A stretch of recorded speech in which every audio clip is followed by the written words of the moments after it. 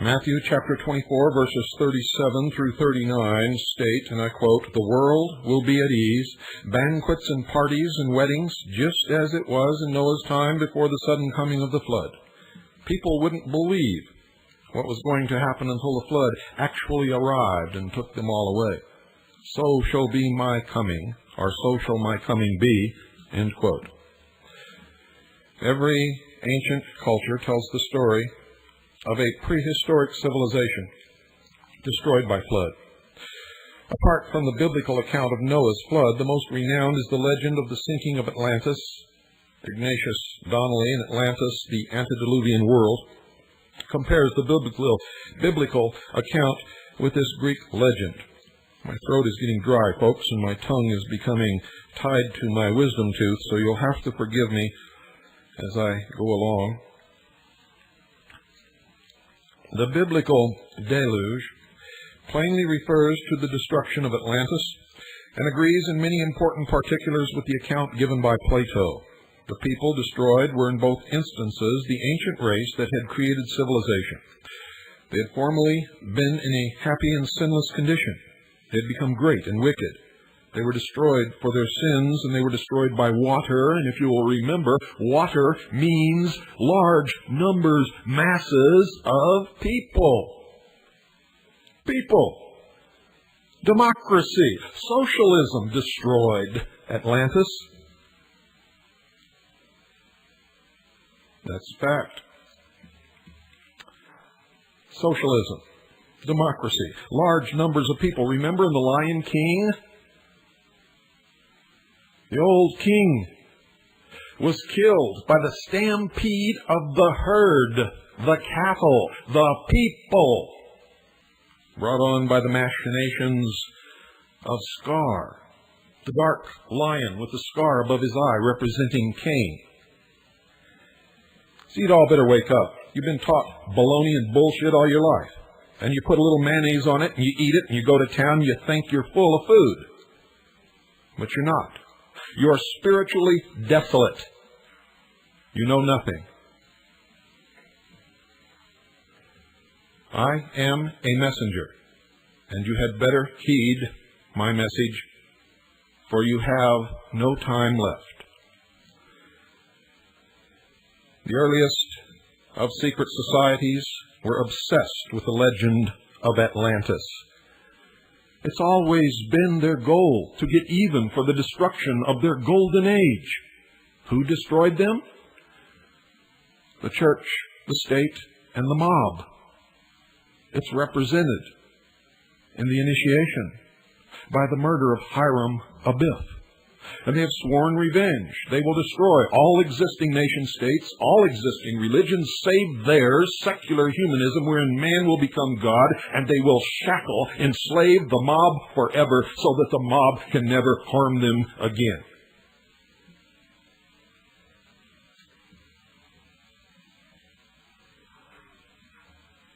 You get no helpings of baloney on the hour of the time. You get the truth, and it's force-fed, and you walk away full. And if you get down on your knees tonight and say a prayer, you will be spiritually awakened.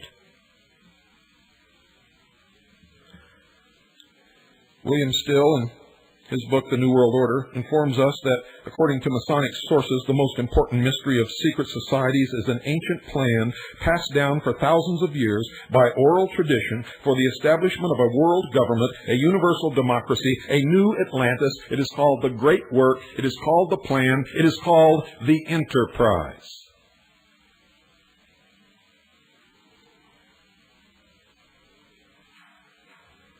Old Atlantis was believed by Freemasonry to have been a democracy.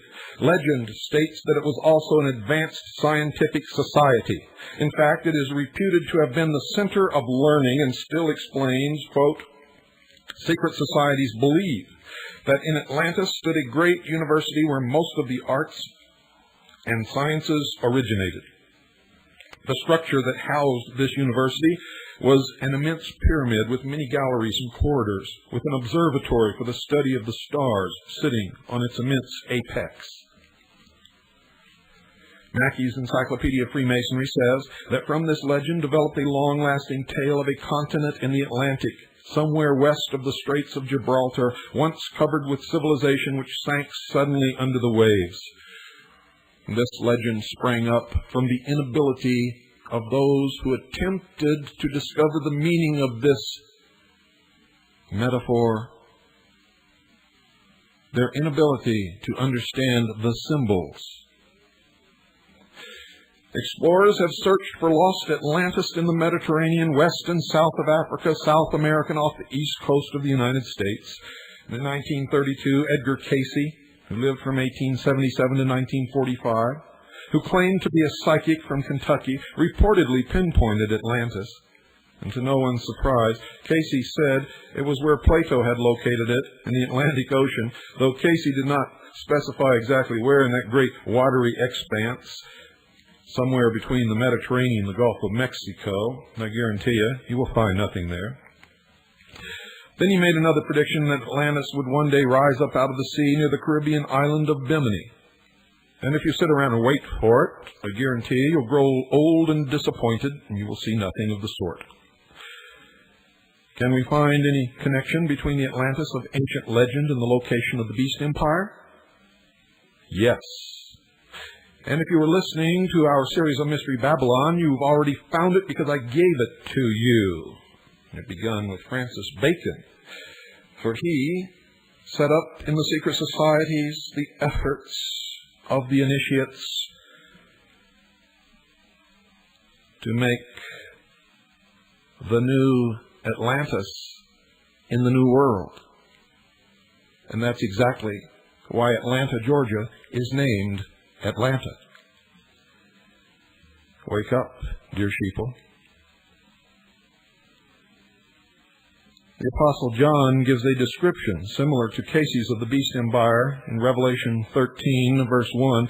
Quote, "And I stood upon the sand of the sea and saw a beast rise up out of the sea, having 7 heads and 10 horns, and upon his horns 10 crowns. And if you had stood upon the continent of Europe or Africa and looked, ladies and gentlemen, toward the west, if you could have seen the continent of America, that is exactly the vision that you would have beheld. And I stood upon the sand of the sea and saw a beast rise up out of the sea, having 7 heads and 10 horns, and upon his horns 10 crowns. The numbers 7 and 10 from this verse in Revelation correlate with the Atlantean legend. Still states that some 10,000 years before the Greek civilization, Atlantis was ruled in complete harmony by a cooperative commonwealth of 10 kings known as the Atlantic League. 7 of these kings ruled over the 7 islands that actually made up what was called the continent of Atlantis. The other 3 kings of the Atlantean kingdom ruled over the other 3 known continents, Europe, Asia, and Africa. Notice he gives away what he is trying to avoid there. The other 3 kings of the Atlantean kingdom ruled over the other 3 known continents, Europe, Asia, and Africa. For he knows what I know, that America is the beast. The legend states that these 10 kings were brothers, which may mean they belonged to a brotherhood similar to Freemasonry. Freemasonry believes the number 10 is significant when applied to government.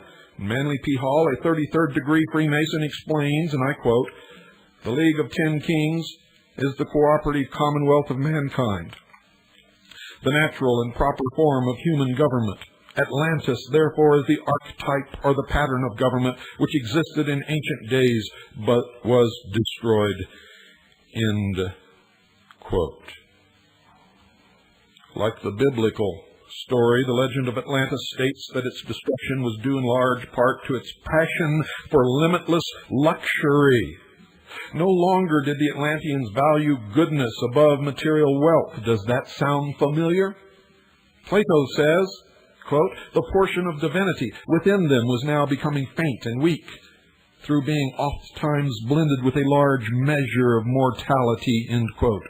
Loving their possessions above all else, the Atlanteans had lost their virtue. And now the 7 kings of the 7 isles of Atlantis amassed a great army to conquer the 3 continents because of their greed for power. The father of the gods, Zeus, caused the 7 islands, or 7 heads of Atlantis, with its population, to sink beneath the waves. They were literally destroyed by the weight of the welfare state. Freemason Hall states that when Atlantis died, so did the ideal pattern of government, which they're trying to bring back.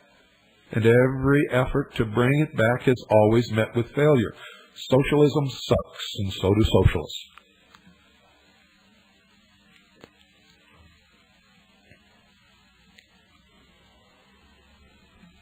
According to Hall, the League of 10 Kings is part of the secret doctrine, preserved by secret societies through their oral traditions. Hall believes that when the unifying force of the 10 kings was broken, destruction automatically followed.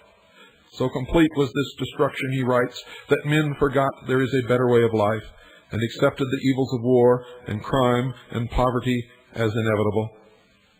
The old Atlantis is gone, dissolved in a sea of human doubts, but the philosophical empire would come again as a democracy of wise men. I'm sure you've noticed how wise they are. They steal, they loot, they rob, they war, they lie, they deceive, they cash bad checks by the thousands. Freemasonry planned long ago to philosophically raise Atlantis out of the sea. Remember, the sea is the masses of people. And in this new land, reestablish democracy as a new world order, and it's written right on the dollar bill of the United States of America. Novus Ordo Seclorum. Novus Ordo Seclorum. And Seclorum is intentionally misspelled so that the total number of letters will equal 13, which is the representation of death and resurrection. For the old golden age will be resurrected. And if you noticed in The Lion King, it will be resurrected in the body of racism. For at the end of the movie, you saw all the animals standing only with their own kind, none of them mixed. And the hyenas, representing the black and Hispanic race, had disappeared and were nowhere in sight. Those who rule now call them the useless eaters of the world, and they fully intend to destroy them down to the last man, woman, and child. So much for their benevolent despotism,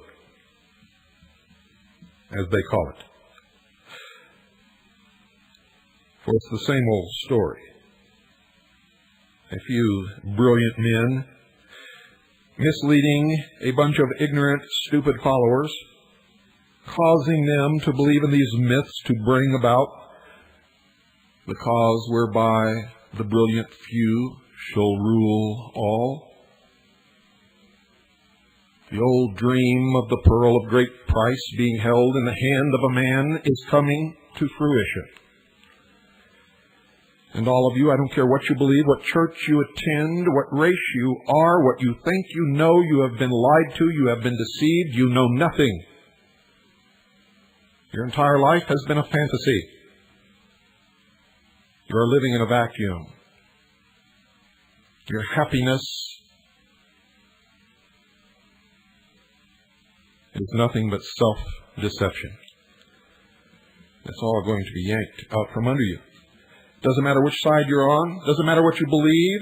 Don't matter if you're helping or hindering this, fighting it or helping it to bring itself into reality. You are deluded, and unless you come out of your delusion, you will suffer. Truth is the only answer. Seek ye the truth, and the truth shall make you free. Truth is the only answer. Truth is the only religion. Truth is the only way. The path is straight, and the gate is narrow, and only those who seek the truth shall find the path and shall pass through the gate. Freemason Manly P. Hall states that when Atlantis died, so did the ideal pattern of government. According to Hall, The League of 10 Kings is part of the secret doctrine preserved by secret societies through their oral traditions. Hall believes that when the unifying force of the 10 kings was broken, destruction automatically followed. So complete was this destruction, he writes, that men forgot there is a better way of life and accepted the evils of war and crime and poverty as inevitable. The old Atlantis is gone, dissolved in a sea of human doubts, but the philosophical empire would come again as a democracy of wise men. This connects directly with the protocols of the wise men of Sion.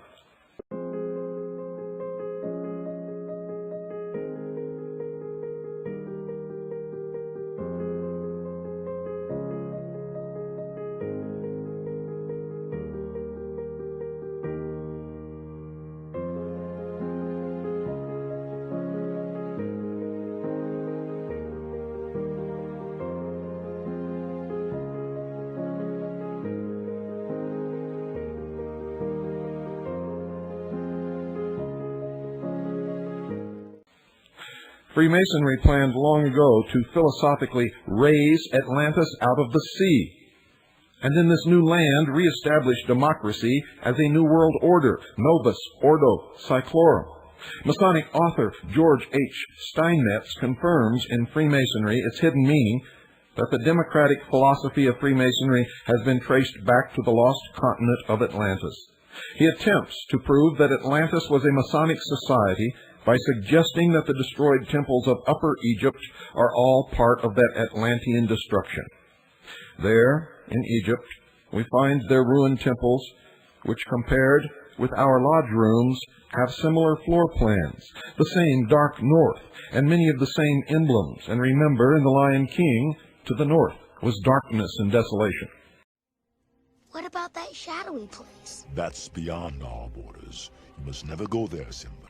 Finally, Steinmetz says that one cannot understand the universality of Freemasonry without accepting the Atlantean account. Hall concurs. Masonry is a university teaching the liberal arts and sciences of the soul to all who will attend to its words. It is a shadow of the great Atlantean mystery school which stood with all its splendor in the ancient city of the Golden Gates, where now the turbulent Atlantic rolls in unbroken sweep. And I bet you wondered why they named the bridge in San Francisco the Golden Gate Bridge. Now you know. Hall suggests that the antediluvian civilization was democratic, that Freemasonry planned over 3 centuries ago to recreate a universal democratic society that will philosophically rise up out of the sea, and like Atlantis, join with 10 kings to lead mankind in the pursuit of universal happiness. And what is the sea? Remember, the sea is the mass of humanity, great numbers of people. To rise up out of the sea is to establish through revolution. And that's coming. He says that the Christian church has delayed the search for the new Atlantis, and that's why they hate Christians, and Christians, like Orthodox Jews and the followers of the Prophet Muhammad, are scheduled for extermination in the New World Order. And he alludes to the ancient Roman Empire as the last attempt at resurrection of the Atlantean project, and states that another attempt would be made. Now we can see how Freemasonry's planned resurrection of Atlantis correlates with Daniel's prophecy of a revived Roman Empire. Likewise, John's vision of the beast with 10 horns, representing 10 kings, is more significant in this regard, given the fact that Freemasonry calls for its one-world government to be patterned after the Atlantean League of 10 kings. Therefore, to locate the headquarters of Freemasonry's new philosophical Atlantis, Daniel's revived Roman Empire, and John's beast, we must search for a land that meets the following requirements. 1. If old Atlantis was democratic, then new Atlantis will be democratic and most likely be born of Templar French Freemasonry, the father of modern socialism. 2. John's beast and Freemasonry's philosophical Atlantis will figuratively rise up out of the sea in the Atlantic Ocean, somewhere west of the Straits of Gibraltar, where old Atlantis was alleged to have sunk, and will be established through revolution from out of the masses of people.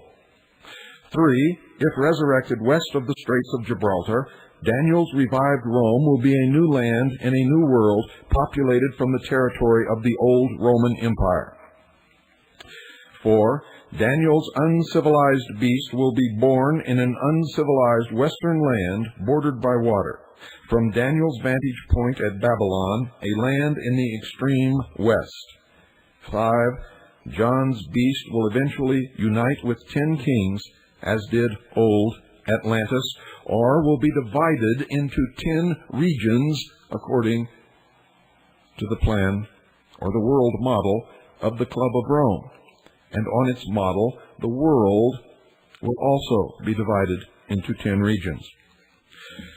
Unlike Edgar Cayce, Manly P. Hall is not looking for ancient Atlantis to literally rise out of the sea, and neither am I, and neither should you, but I know that some of you at least have, are, and will continue to look for the sea as the literal source of the rising of a new landmass, which will be called Atlantis. And you don't understand the symbology, the metaphors.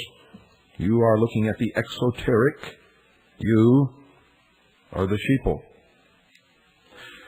Manly P. Hall rather looks to America as the nation that will represent philosophical Atlantis, and so do I. And through my studies, I know for a fact that this is it. For they have made the admission over and over and over again in their writings, the esoteric writings of the secret societies, all of them.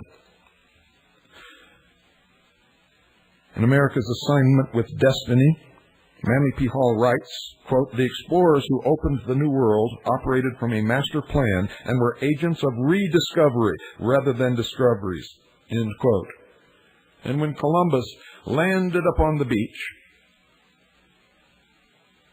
instead of planting the flag of Spain, whom he was supposed to represent in his discovery, instead, ladies and gentlemen, this great explorer, who instead of carrying the cross of Christianity upon the sails of his ship, carried the cross, the red cross of the Knights Templars, planted a green flag with a white cross.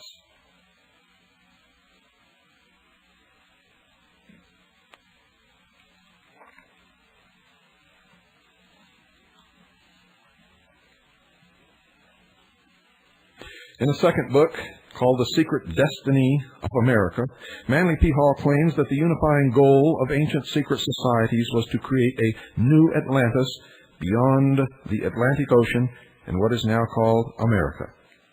The bold resolution, he said, was that this western continent should become the site of the philosophic empire.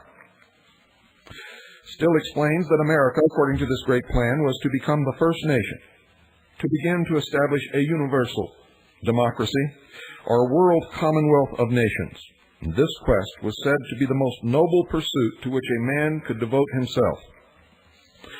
And ladies and gentlemen, I would have to agree with that statement if it were done honestly and openly and for the noble purpose for which they claim. But we know that it is built upon lies and deception and manipulation, and that the men bringing it about, and it is all men, ladies, believe me, there are ladies working toward this goal, but men rule the roost, I can assure you. They do not practice what they preach. They are liars, deceivers, and manipulators. And there is nothing noble about the goal of these scum. The first modern philosopher to promote America as the new Atlantis was Sir Francis Bacon, who lived from 1561 to 1626. He was an English lord and Zionist Rosicrucian. As an occultist well versed in the great plan, also known as the Enterprise, Bacon concealed the secret doctrine in a novel entitled New Atlantis, in which he laid out the plan for a utopian society to be built on this newly discovered continent. Masonic authors Marie Bauer Hall and Manly P. Hall respectively say of Bacon, and I quote, "Bacon is the founder of Freemasonry, the guiding light of the Rosicrucian order, the members of which kept the torch of true universal knowledge, the secret doctrine of the ages, alive during the dark night of the Middle Ages. Bacon had been initiated into the new liberalism represented throughout Europe by secret societies of intellectuals dedicated to civil and religious freedom. Later, when the moment was propitious, he threw the weight of his literary group with the English colonization plan for America, cherishing, as he did, the dream of a great commonwealth in the New Atlantis." End quote. Still, says Baconian scholar and Masonic enthusiast Marie Bauer Hall, believes this great plan has been perpetuated by an international group of only the highest initiates of the secret societies, as I have revealed to you over the years. We've seen how this international group of highest initiates of the secret societies has changed its name many, many times to conceal the great plan, the great work, the enterprise. Bacon was the first of modern philosophers to reveal this plan as a Masonic blueprint for America. The hierarchy in his day was the Priory of Sion, operating through the Order of Rose Cross, and later the Royal Society, now known as the Royal Institute of International Affairs, spawned off of the Royal Society, which still exists. It's also known as Chatham House. It is the private club for British intelligence. It was then usurped by the Knights Templar, who initially operated through the Illuminati, then the Palladian, and now through Lucis Trust. Rosicrucian Sir Walter Raleigh, a member of a secret society named after Bacon, the Baconian Circle, began the British exploration in America in 1585, settling off the coast of North Carolina on Roanoke Island. His colony failed, and England did not attempt colonization again for a generation. Meanwhile, in 1603, the Priory of Sion lost Great Britain to the Templars when James Stuart VI of Scotland ascended the British throne as King James I. German Rosicrucians immediately went into action, founding Rosicrucian Freemasonry in England, then backing Cromwell to dethrone the Templar Stuarts. Many Protestants joined Cromwell's cause. Finally, in 1717, the Stuarts, with their Templar Freemasonry, were deported to France. During the on-and-off English Revolution that spanned the latter half of the 17th century, the New World was colonized by British and European Protestants fleeing persecution. In 1733, English Freemasonry entered America, founding St. John's Lodge at Boston. Boston, in effect, became the Masonic capital of Britain's transatlantic colonies.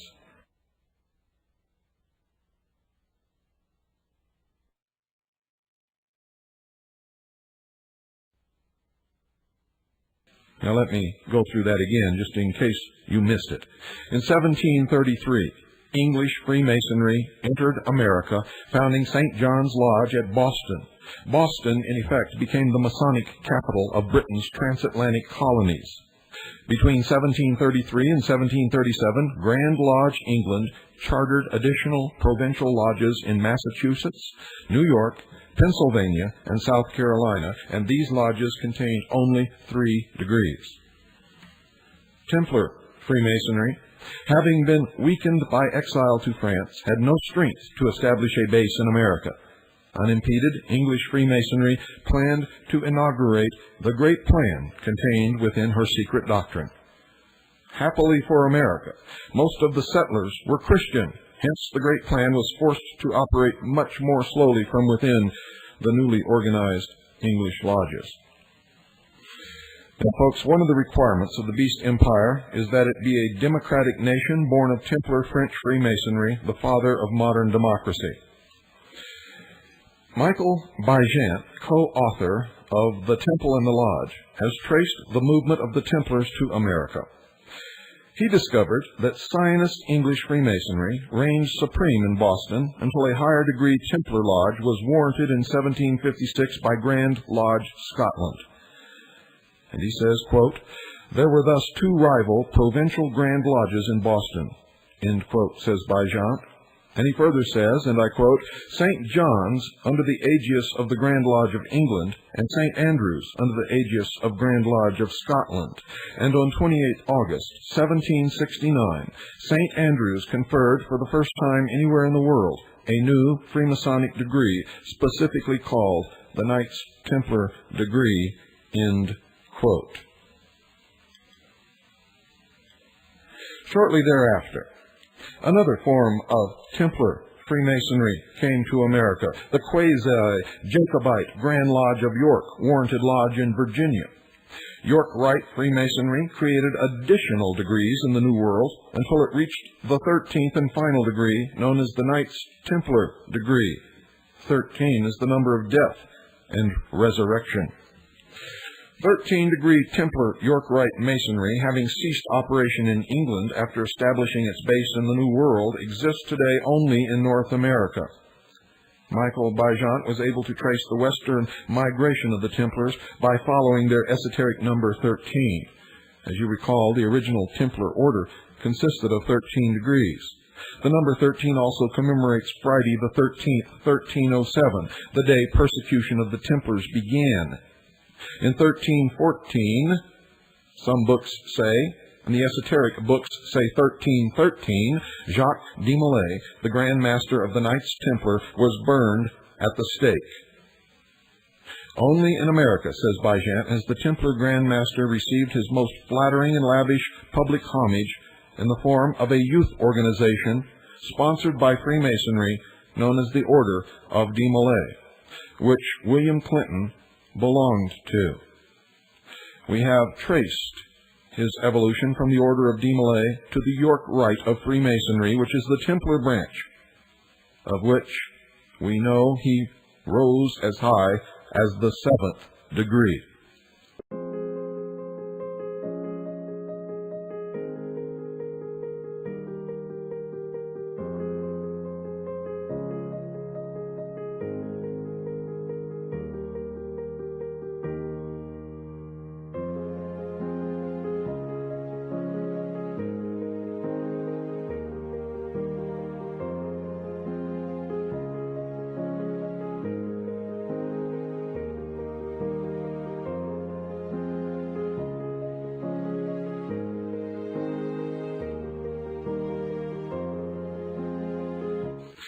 The Templars also stealthily entered America through military lodges. Of particular significance are those chartered by the Irish Grand Lodge, which offered the higher degrees of Jacobite Masonry. Later, these lodges incorporated the French Templar Scottish Rite of Freemasonry, which then were known as the French Templar Scottish Rite degrees. And it further divided colonial America between two rival forms of Freemasonry. While British politics in the colonies was dominated by English Masons in the Northeast, her military was under the influence of French Templar field lodges throughout the colonies, not a stable union for governing 13 rebellious colonies. Another identifying characteristic of the beast's revived Roman Empire, according to our analysis of Daniel chapter 7, verses 7 through 8, in chapter 26, is that it must be populated by immigrants from the territory governed by the old Roman Empire. Of course, colonial America was populated by peoples from a Europe shaped by ancient Rome and later by the Holy Roman Empire. Templar influence in America began after Prince Charles Edward, the young Stuart pretender, failed to regain his British throne. As you may recall, in 1746, he was soundly defeated, forever dashing the hopes of Scottish Templars recapturing England. And as a result, many Irish and Scottish Templar Jacobites who had fought with Charles Stuart fled to America. Those who returned to France with the prince founded the Scottish Rite of Freemasonry. Between 1745 and 1753, the British and European Templar population in the New World had increased dramatically. In 1754, Benjamin Franklin attempted to relieve population pressure by proposing a plan for the union of all 13 colonies. The British government rejected Franklin's proposal, fearing a united America would be difficult to control. Subsequently, the exploring population was forced to move west into French territory, which precipitated the French and Indian War in America, a phase of the 7 Years' War on the continent of Europe. During this war, the French military brought to the New World the Templar Scottish Rite, first setting up base at Boston, then Charleston, South Carolina. Michael Bejant, in The Temple and the Lodge, explains, and I quote, "Prior to the 7 Years' War, most of the Freemasonry in North America was orthodox, pro-Hanoverian, warranted by Grand Lodge London. During the 7 Years' War, however, higher degree Templar Freemasonry, by means of regimental field lodges, was transplanted on a large scale to the American colonies and quickly took root. Boston, the soil from which the American Revolution was to spring, exemplifies the process of transplantation and the friction that sometimes arose from it." Those who stuck to the British branch, or the British Lodge, became the Tories. Those who clung to French Freemasonry became the revolutionary Americans who established this nation.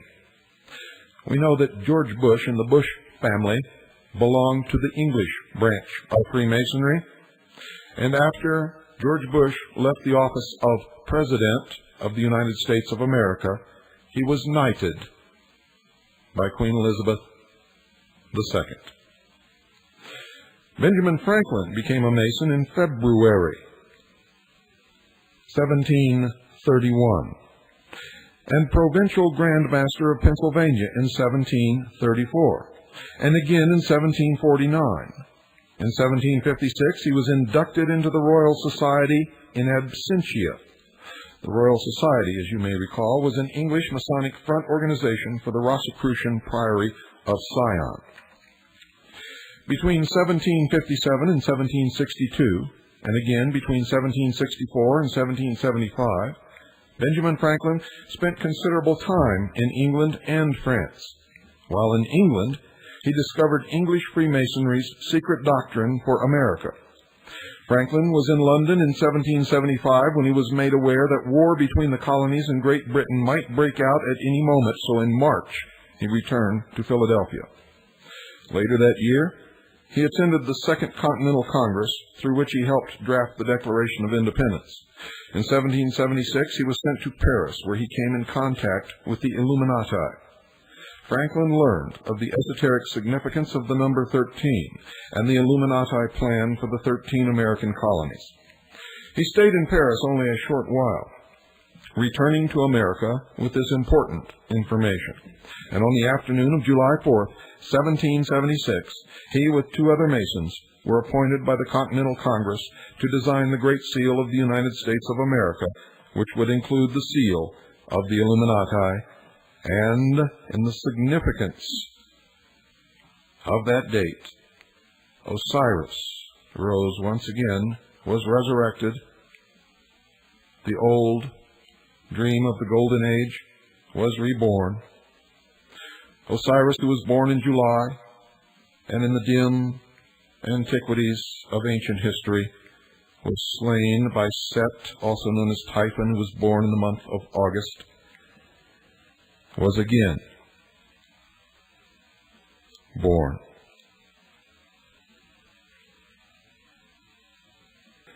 Bajant suggests that Franklin favored the Illuminati plan to create a new world democracy, a philosophical Atlantis, over the British plan for an oligarchic expansion of empire. When Franklin was in France, he began to build a spy network in preparation for America's independence from England. And Bajant gives us the details. Quote, "On 9 November 1777, a special committee, the Committee of Congress for Secret Correspondence, was appointed to establish a network of contacts among our friends abroad. Now, folks, our friends means initiates of the secret societies working in conjunction toward the completion of the Great Plan. This committee consisted of Robert Morris, John Jay, Benjamin Harrison, John Dickinson, and Benjamin Franklin, and this began the control of the intelligence community of the United States of America by the secret societies which still control it today. It was to operate extensively through Freemasonic channels and to lead to the creation of an elaborate spy network. At the same time, and quite coincidentally, it was to overlap a British spy network which ran parallel to it and also operated through Freemasonic channels. Both networks were to be based primarily in Paris, which became the center for a vast web of espionage, intrigue, and shifting allegiances. End quote. Spying was not foreign to Benjamin Franklin. As Deputy Postmaster General for the American colonies from the 1750s until 1775, he became particularly friendly with his British counterpart, Sir Francis Dashwood, who moved in Jacobite Masonic circles. Dashwood also had Masonic friends who were staunch supporters of Charles Edward Stuart. While in England, Franklin stayed at Dashwood's estate. Michael Bajant gives us more details about the traditional role of spymaster incumbent upon postmasters general. And I quote, "Because it afforded access to virtually all letters, all communications, the position of postmaster general was also traditionally that of spymaster. And during the American War for Independence, their experience as postmasters general was to stand both Dashwood and Franklin in good stead. In his dual role of spymaster and colonial ambassador to France, Franklin established his center of operations in Paris. He was accompanied here by two other appointees of the Congressional Committee for Secret Correspondence, Silas Deane and Arthur Lee. Lee's brother was based in London. So too was Franklin's sister, who was also believed to have been engaged in espionage." End quote. Ben Franklin is often said to have been a Christian, but we know that he was not. He was also the master of the Lodge of 9 Muses in France. He lived with 2 different women out of wedlock and had several children who were in that day and age known as bastards. Franklin's sister introduced Franklin to the Howe brothers, one a general in the British Army, the other an admiral, both of whom belonged to Templar military lodges in the colonial theater of operation. As Templars, they were favorable to the rebellion, and in fact, in 1781, the Howe brothers were accused of belonging to a faction which conspired to facilitate the colonists' bid for independence. In my investigations of all of these people, their membership and their involvement is passed on from father to son, from mother to daughter, throughout the ages. The Howe family, ending today with the involvement of Linda Moulton Howe in the establishment of an extraterrestrial threat to this earth. Franklin's Templar Masonic friends in the Postal Service and in the military also had Templar sympathizers in the British Parliament. And these traitors to the British Crown clandestinely raised money for the colonial Continental Army and remitted it to Franklin in Paris. Franklin passed it on to North America or used it in France to purchase arms and material. In 1778, Franklin joined the Illuminati Lodge, Neuf Soeurs, or the 9 Sisters, the Lodge of the 9 Muses. He rose to be the master of that lodge, and he assisted in the initiation of Voltaire.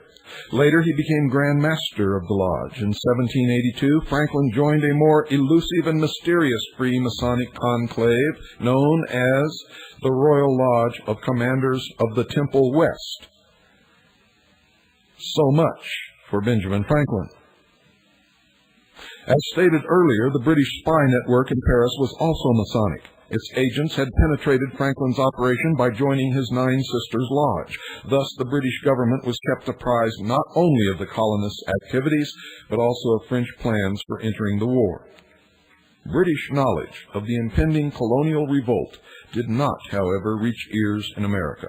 because the British colonial high command in charge of the Crown's army and navy in the New World, namely the Howe brothers, were Templar Freemasons solidly in the camp of Franklin.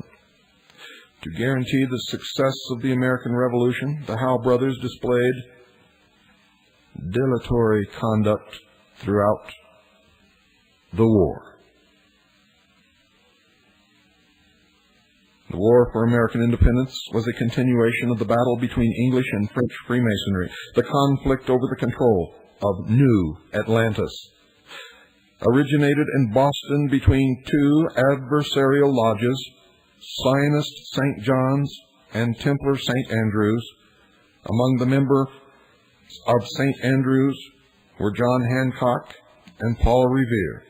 To the south in Virginia were two other Templar Masons, Patrick Henry and Richard Henry Lee, who in 1769 prompted the Virginia Assembly to formally condemn the British government. Events swiftly accelerated toward open conflict between England and her American colonies. And in 1770, the famous Boston Massacre occurred when British sentries killed 5 rioters. In 1771, 13 rebels were executed for treason in North Carolina.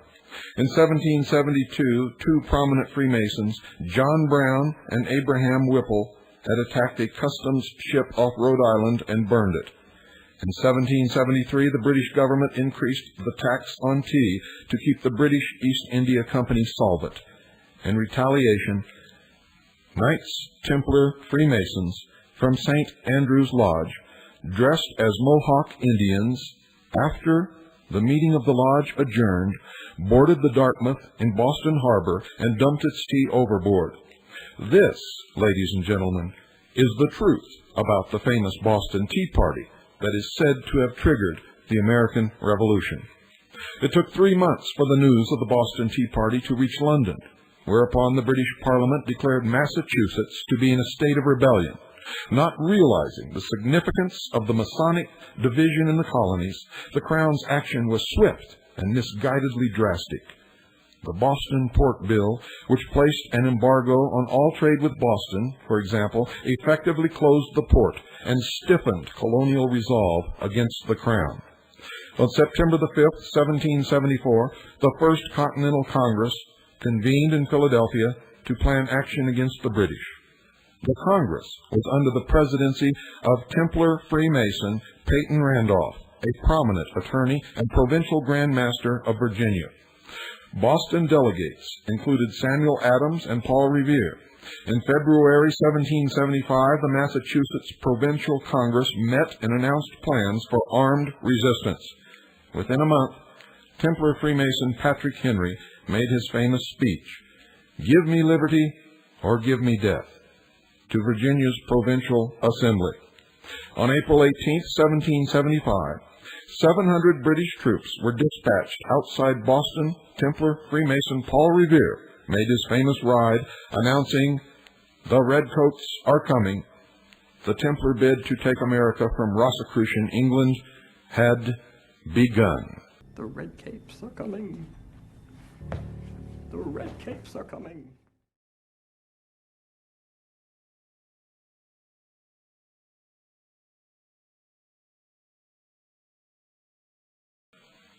This war continues today. If you think you're on the right side, I can assure you you're on the wrong side, no matter which side you are on. Each of us individually must begin to study, research, and learn the truth, and we must come out of Mystery Babylon and out of the beast. Seek ye the truth, and the truth shall make you free. It is the only religion. It's the best advice that has been given down to us throughout the last 2,000 years. It is the only thing that can bring us out. It is the only thing that can truly make us free. Good night, ladies and gentlemen. And in your sleep tonight, I hope that I have brought about a means whereby in your dreams to the darkest courses of your mind, this information can bring about an awakening. If there must be a new world, let us bring it about, and let us make it a world based upon a foundation of truth, love, and understanding. Let us turn away from the liars, the deceivers, and the manipulators. Seek ye the truth, and the truth shall make you free.